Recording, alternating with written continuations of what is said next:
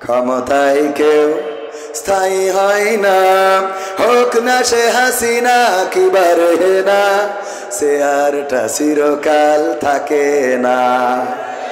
ক্ষমতায় কেউ স্থায়ী হয় না, মুজিবুর বেশি দিন থাকেনি, জিয়াউর কেউ তো রাখেনি, ঠিক না বেঠে?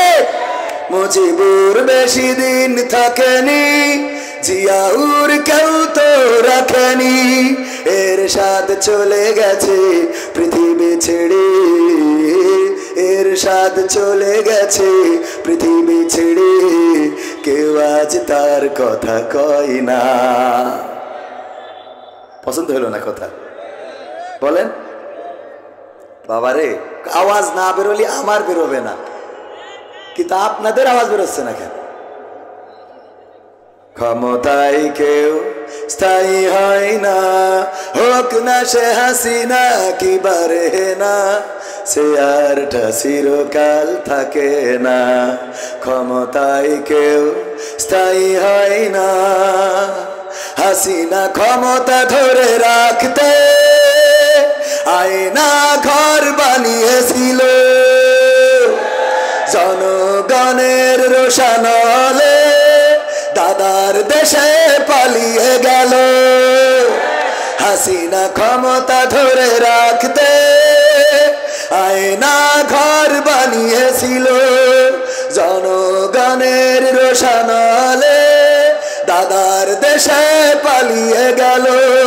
ডিবি হারুনের পাশে আর, ডিবি হারুনের পাশে আর পরিমণিদের দেখা যায় না, ঠিক না বেঠে?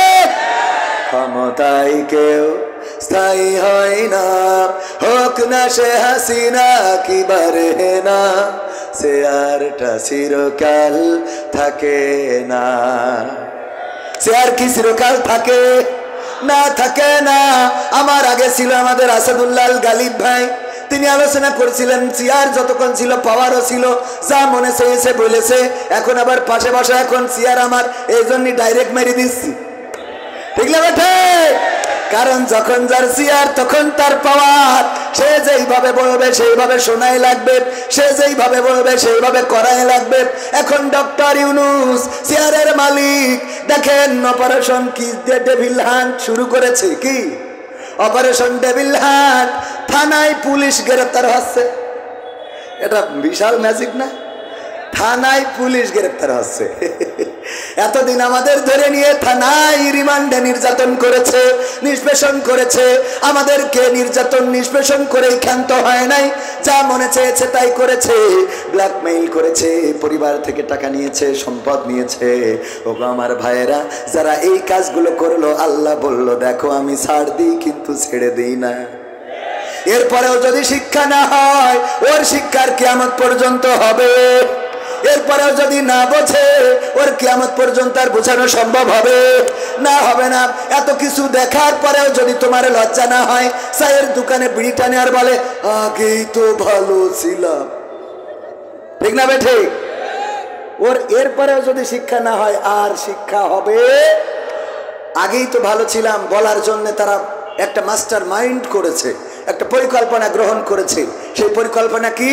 এই বাংলাদেশে অস্থিতিশীল পরিবেশ তৈরি করতে হবে, মানুষকে সুখে থাকতে দেওয়া যাবে না, মানুষ যেন ঘুমাতে না পারে, রাতের অন্ধকারে ছিনতাই বাড়িয়ে দিতে হবে, রাস্তায় দাঁড়িয়ে গাড়ি থামিয়ে ছিনতাই করতে হবে, চাঁদাবাজি করতে হবে, এমনকি ধর্ষণ, খুন, গুম, অপহরণ এগুলো বাড়িয়ে দিতে হবে।